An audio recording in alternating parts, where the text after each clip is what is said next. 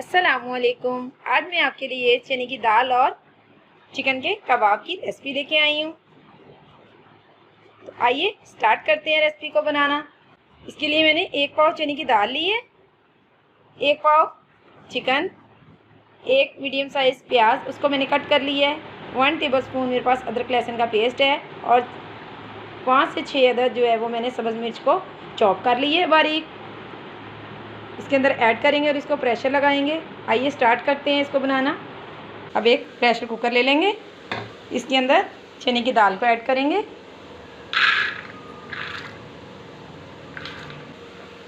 इसके अंदर ये चिकन, प्याज,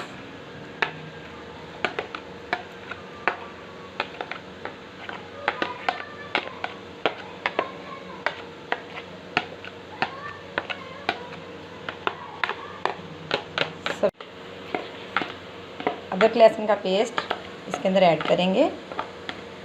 सभी जो हैं वो चीज़ें मैंने इसके अंदर ऐड कर दी हैं। टेबल स्पून भर के इसके अंदर ज़ीरा, साबुत ज़ीरा इसके अंदर ऐड कर देंगे।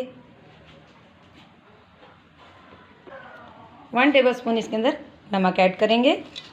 1 टेबल स्पून खुशक धनिया पाउडर इसके अंदर ऐड करेंगे। हाफ़ टेबल स्पून इसके अंदर सुरख मिर्च पाउडर डालेंगे, क्योंकि हमने सब्ज़ मिर्च 6 अदद इसके अंदर ऐड की हैं, इसलिए हाफ़ टेबल स्पून इसके अंदर सुरख मिर्च पाउडर जाएगा। हाफ़ टेबल स्पून इसके अंदर हल्दी पाउडर शामिल करेंगे। अब पानी इसके अंदर ऐड कर देंगे। पानी इसके अंदर बहुत ज़्यादा हमने ऐड नहीं करना।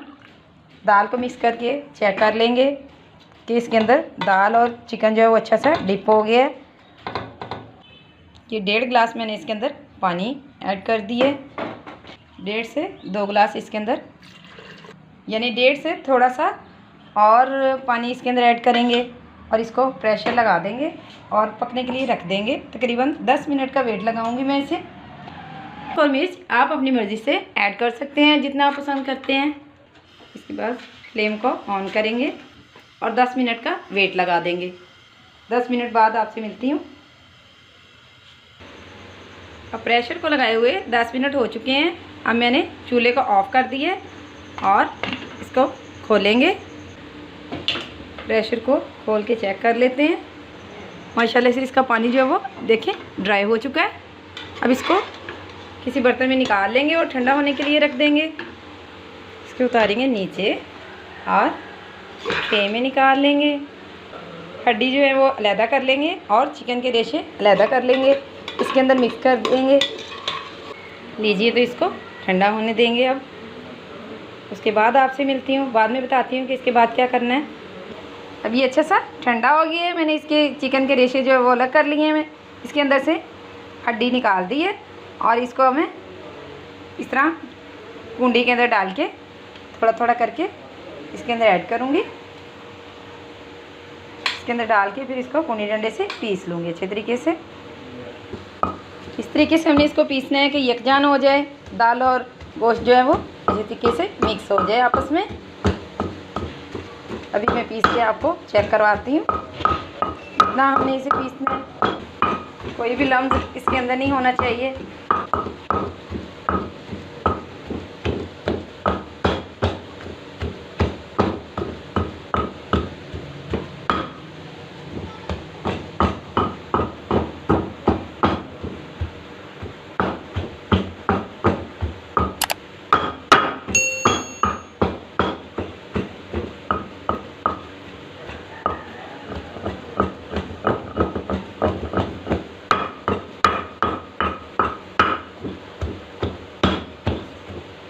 ये देखें, इस तरीके से हमने इसे पीसना है।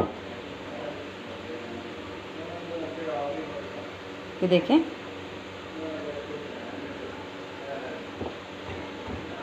अब सभी दाल में इसी तरीके से पीस लूँगी। उसके बाद आपसे मिलती हूँ। 2 टेबलस्पून भर के ये सब्ज़ धनिया मेरे पास, उसको मैंने धोने के बाद अच्छा सा ड्राई कर लिया। इसके अंदर मिक्स कर देंगे। इसको मैंने पीस लिया कुंडी डंडे के साथ। अच्छा सा इस तरीके से जैसे आटे को गूंथते हैं इस तरीके से इसको मिक्स कर लेंगे। अब ये सारा मिक्स हो चुका है। अब हाथों को कर लेंगे ग्रीस इस तरीके से और टिक्की को बनाना स्टार्ट करेंगे। जो भी शेप आप देना चाहें कबाब की आप दे सकते हैं।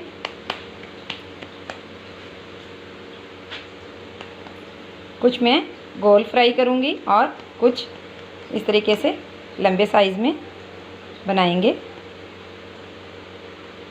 इस तरीके से, जो कि बहुत ही प्यारे लगते हैं कबाब इस तरीके से। इसी तरीके से सभी कबाब तैयार कर लूँगी।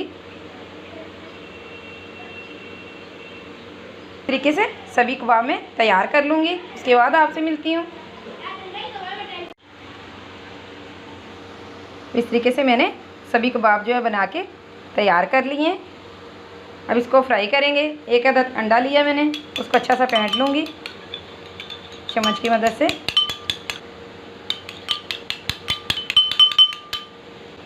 और अंडे के अंदर डिप कर लेंगे इस तरीके से कबाब को। और तवे के ऊपर मैंने ऑयल डाल दी है, वो अच्छा सा गर्म हो गया है। फ्लेम लो रखेंगे और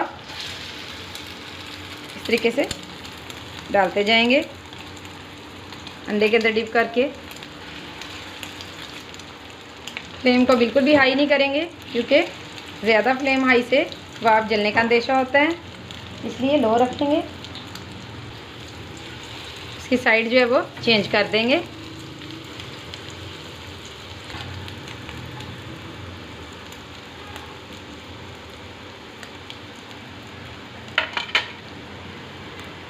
इसी तरीके से सारे कबाब में फ्राई कर लूँगी।